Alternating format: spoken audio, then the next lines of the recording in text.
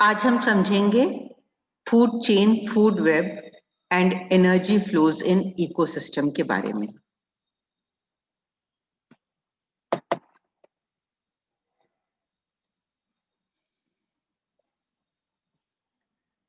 प्रत्येक इकोसिस्टम में energy flows होते हैं और इकोसिस्टम न्यूट्रिएंट साइकिल्स होते हैं।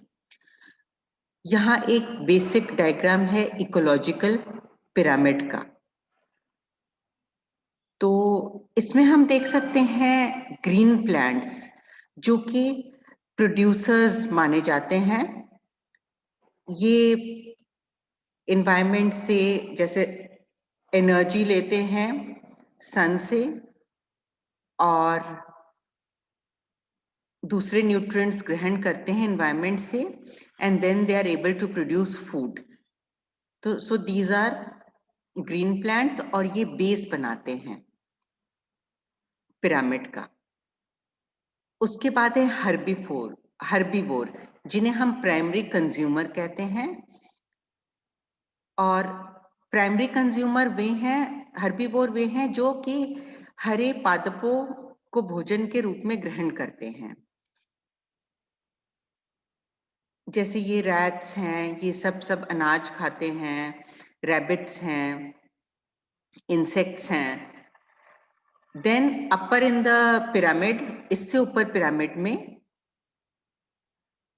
आ जाते हैं प्राइमरी कार्निवोर्स जो कि छोटे हर्बीवोर जंतुओं को भोजन के रूप में ग्रहण करते हैं।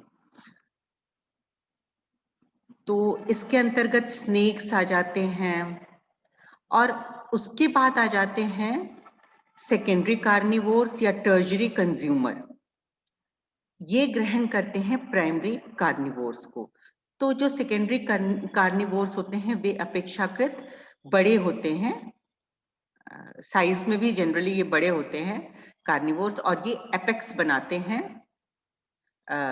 इकोलॉजिकल पिरामिड का। तो ये जैसे वन में अगर हम इकोलॉजिकल पिरामिड का स्टडी करें तो हम पाएंगे कि यहाँ पर जो भी एपेक्स बनाता है पिरामिड का वो लायन है या फिर टाइगर है, इस तरह के बड़े जीव जंतु आ जाते हैं यहाँ पर। तो ये एक बिल्कुल बेसिक कंसेप्ट है कि किस प्रकार से फंक्शनिंग होती है एक इकोसिस्टम में, किस प्रकार से एक लेवल के जो कंज्यूमर हैं वो दूसरे लेवल के कंज्यूमर पर डिपेंडेंट होते हैं, मतलब उससे पहले वाले लेवल के कंज्यूमर पर वो डिपेंडेंट होते हैं। तो अब ट्रॉफिक लेवल का क्या कंसेप्ट है इकोलॉजी में? अब सबसे पहले हम देखेंगे कि फूड चेन, ये क्या है? फूड चेन, खाद्य श्रृंखला।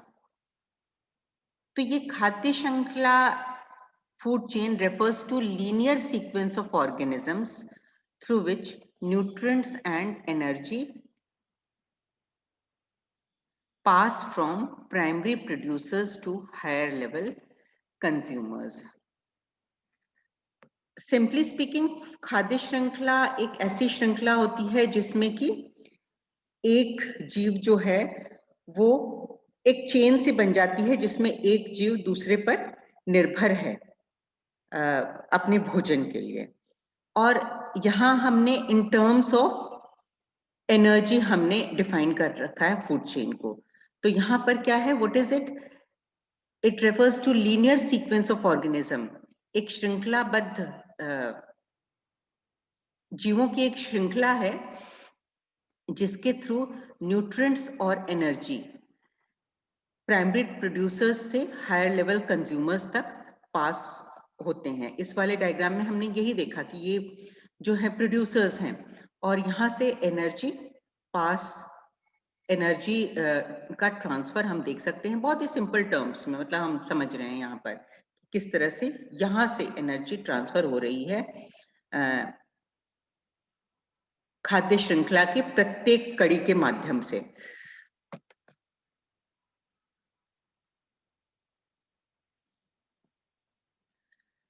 अब हम खाद्य श्रृंखला के अंतर्गत जो ये ट्रॉफी का मतलब होता है नरिशमेंट या पोषण। तो खाद्य श्रृंखला के अंतर्गत हम देख सकते हैं कि अनेक स्तर बने हुए हैं और फूड चेन में जैसे खाद्य श्रृंखला में प्रत्येक ऑर्गेनिज्म जो है एक स्पेसिफिक ट्रॉफिक लेवल ऑक्यूपाई करता है। ये अगेन ये जो हमने पिरामिड के रूप में देखा था, समझा था अभी एनर्जी ट्रांसफर को, तो यहाँ पर फूड चेन के माध्यम से समझाया गया है। ये प्राइमरी प्रोड्यूसर्स हैं जो कि हरे पेड़ पौधे और इन्हें ग्रहण करते हैं प्राइमरी कंज्यूमर ग्रास हॉपर्स जैसे कीट जो हैं, फिर पक्षी हैं वो कीटों को ग्रहण करते हैं, फिर ये टर्शरी कंज्यूमर हैं जो कि पक्षियों को भोजन के रूप में ग्रहण करते हैं। एट द एपेक्स बिल्कुल ऊपर सबसे लास्ट में प्रेडेटर है, सबसे बड़ा प्रेडेटर है, एपेक्स जो पोजीशन ऑक्यूपाई कर रहा है। और इसे भी जब ये मृत हो जाता है तो जो डिकम्पोजर्स होते हैं बैक्टीरिया फंजाई ये सारे डिकम्पोज जाते हैं और ये जो ऑर्गेनिक मटेरियल में कन्वर्ट होकर के ये फिर ये भूमि में ये सारा घुल मिल मिट्टी में ये सारा ऑर्गेनिक मटेरियल घुल मिल जाता है। अब यहाँ बहुत ही इंटरेस्टिंग बात आपको पता है कि जो खाद्य श्रृंखलाएं होती हैं वो सब अलग अलग नहीं होती हैं, वो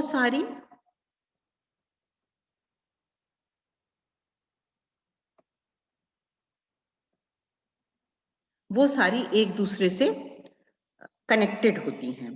तो ये सारी खाद्य श्रृंखलाएं एक दूसरे से कनेक्ट होकर और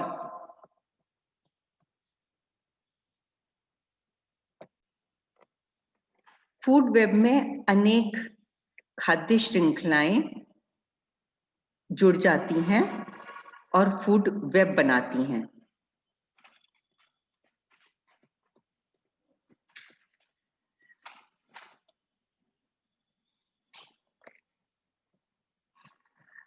अब यहाँ हम और कुछ कंसेप्ट्स के बारे में पढ़ेंगे। इकोसिस्टम के अंतर्गत अनेक एबायोटिक कंपोनेंट्स होते हैं, एनर्जी है, वाटर, नाइट्रोजन, सॉइल, मिनरल्स। तो ये सारे फूड चेन में प्रोड्यूसर्स के माध्यम से मतलब हरे पादपों के माध्यम से फूड चेन में एंटर कर जाते हैं। जो प्रोड्यूसर्स होते हैं वो नेचुरली हमें पता है हरे पेड़ पौधे होते हैं, फोटोसिंथेटिक ऑर्गेनिज्म होते हैं, फोटोसिंथेटिक ऑर्गेनिजम्स होते हैं।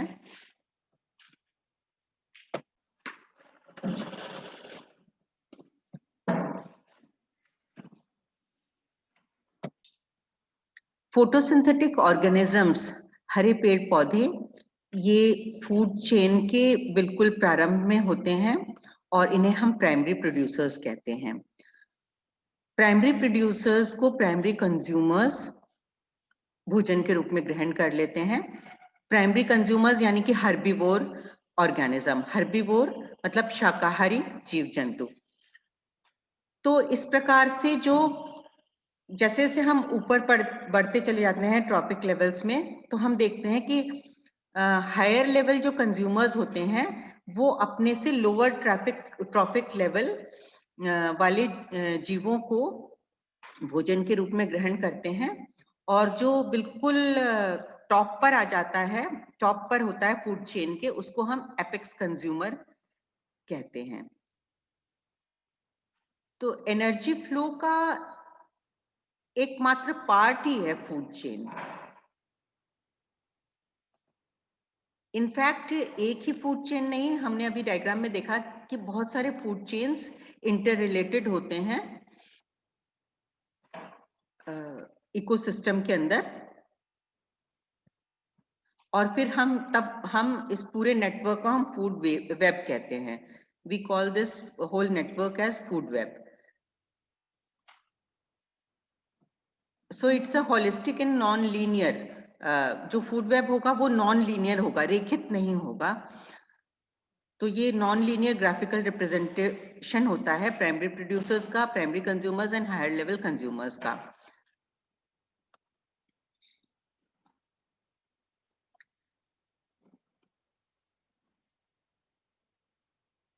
Grazing food web and detritus food web, ये दो प्रकार की टर्मिनोलॉजीज हम यूज करते हैं।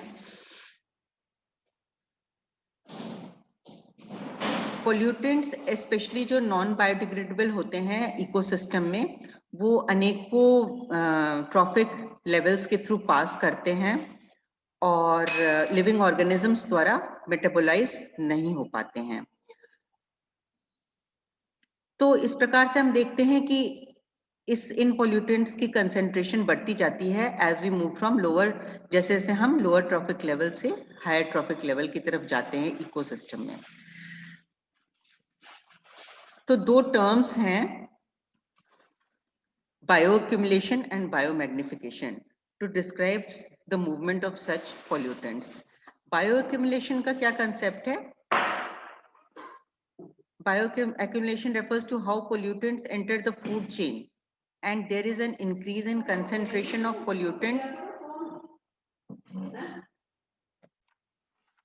Bioaccumulation refers to how pollutants enter the food chain and there is an increase in concentration of pollutants from the environment to the first organism. Biomagnification refers to the tendency of the pollutants to concentrate as they move from one trophic level to the next.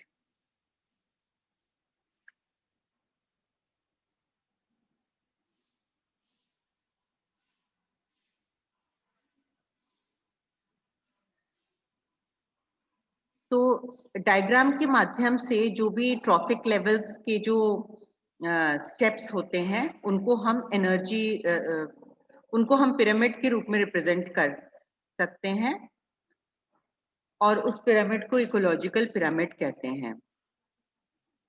Ecological pyramid represents the number of individuals, biomass or energy at each trophic level. The producer forms the base of the pyramid. Producer base पे रहता है, apex consumer tip पे रहता है। ये जो ecological pyramids होते हैं ये तीन categories में आते हैं, pyramid of number, pyramid of biomass and pyramid of energy. Energy flow in an ecosystem. Ecosystem के अंदर एनर्जी लोअर लेवल से, मतलब जो बेस होता है प्रोड्यूसर लेवल से ऊपर की तरफ फ्लो होता है एनर्जी का। एनर्जी फ्लो कभी भी रिवर्स डायरेक्शन में नहीं होता है। इनफैक्ट इंपॉर्टेंट कंसेप्ट ये है कि एनर्जी फ्लो जो कि प्रारंभ हुआ है प्रोड्यूसर ग्रीन प्लांट्स से प्रारंभ होता है और प्रत्येक लेवल पर लॉस होता है एनर्जी का अनयूजेबल फॉर्म ऑफ हीट के रूप में। प्रत्येक ट्रॉफिक लेवल पर एनर्जी का लॉस होता है, तो एनर्जी लेवल डिक्रीज होता है फर्स्ट ट्रॉफिक लेवल अपवर्ड। सूर्य सबसे इंपॉर्टेंट सोर्स है एनर्जी का, जो एनर्जी फ्लो संपन्न होता है इकोसिस्टम के अंदर, वो मुख्य रूप से सूरज की ऊर्जा से प्राप्त होता है। तो जो लाइट एनर्जी है सन की या फोटॉन्स हैं, वो बायोलॉजिकल सिस्टम में एंटर होते हैं प्रोड्यूसर्स के माध्यम से, हरे पादपों के माध्यम से, और फिर ट्रांसफॉर्म हो जाते हैं केमिकल एनर्जी में।